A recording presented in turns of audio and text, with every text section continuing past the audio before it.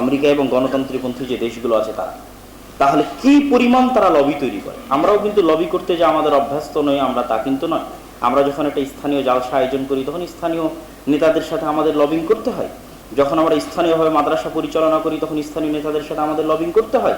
Just এই লবিংটাই আপনাকে জাতীয় পর্যায়ে নিয়ে যেতে হবে, সচিবালয়ে নিয়ে যেতে হবে, সংসদ ভবনে নিয়ে যেতে হবে, ওই স্থানীয় জায়গা থেকে বের হয়ে। তাহলে কোনো কিছু ঘটছে কিনা আপনি আগেই জানতে পারবেন, এবং সেটার রেমেডি কি হবে, পূর্ব পরিকল্পনা এবং প্রতিরোধ কি হবে, সেটা আপনি আগেই গ্রহণ করতে পারবেন।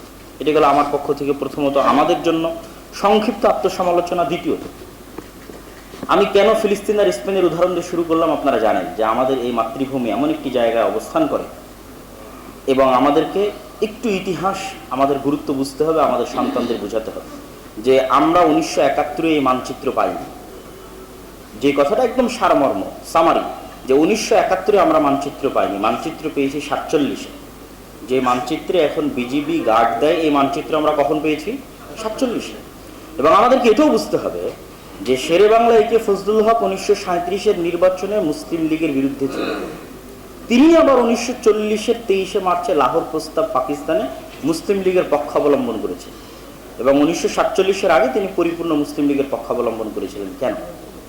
আগে তিনি মুসলিম লীগের বিরুদ্ধে কৃষক প্রজা পার্টি হয়ে কেন, আর পরবর্তীতে মুসলিম লীগে কেন? তিনি কিন্তু চেয়েছিলেন যে পশ্চিমবঙ্গের যারা হিন্দু আছে তাদের সাথে মিলে পাকিস্তান ভারত যেমন আলাদা দেশ হবে, সম্পূর্ণ বাংলাদেশ আলাদা একটা দেশ হবে, যেখানে হিন্দুরাও থাকবে মুসলমানেরাও থাকবে। কিন্তু কলকাতার দাদাবাবুদের কট্টর হিন্দুয়ানি চিন্তা ভাবনা এই পরিকল্পনা বাস্তবায়ন হতে দেয়নি।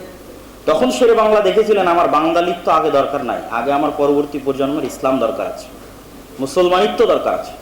ওই জন্য উনি ওনার জাত পাত আত্মভিমান বিসর্জন দিয়ে, আজকে যে খাজা নাজিমুদ্দিনের পাশে তার কবর আছে, তার বিরুদ্ধে তিনি পটুয়াখালীতে নির্বাচন করেছেন 1937-এ। তো তিনি আত্ম অহমিকা জাতপাত বিসর্জন দিয়ে তিনি মুসলিম লীগে জয়েন করেছেন, শুধু মুসলমানদের ভবিষ্যৎ প্রজন্মের মুসলমানিত্ব রক্ষার জন্য। তো আমরা খুবই ভয়াবহ একটা মানচিত্র ভৌগোলিক রাজনীতির মধ্যে আছি আমাদের এই দেশটা। তো আমি যখন ভারতে পড়াশোনা করতে গেছিলাম তখন থেকেই দেখতাম যে কিভাবে ভারতের বর্তমান সরকার মুসলমানদের ওই যুগের শাসনামল, বাদশাহ আকবরকে তারা আগে কিছুটা প্রমোট করতো, এখন বাদশাহ আকবরকে প্রমোট করে না। বাদশাহ আকবরকে দিনে ইলাহির কারণে কিছুটা প্রমোট করতো। তো বাদশাহ আকবরের পরে সবচেয়ে তাদের বেশি বিদ্বেষ হচ্ছে বাদশাহ আলমগীরের বিরুদ্ধে, সবচেয়ে বেশি, আওরঙ্গজেবের বিরুদ্ধে সবচেয়ে বেশি বিদ্বেষ।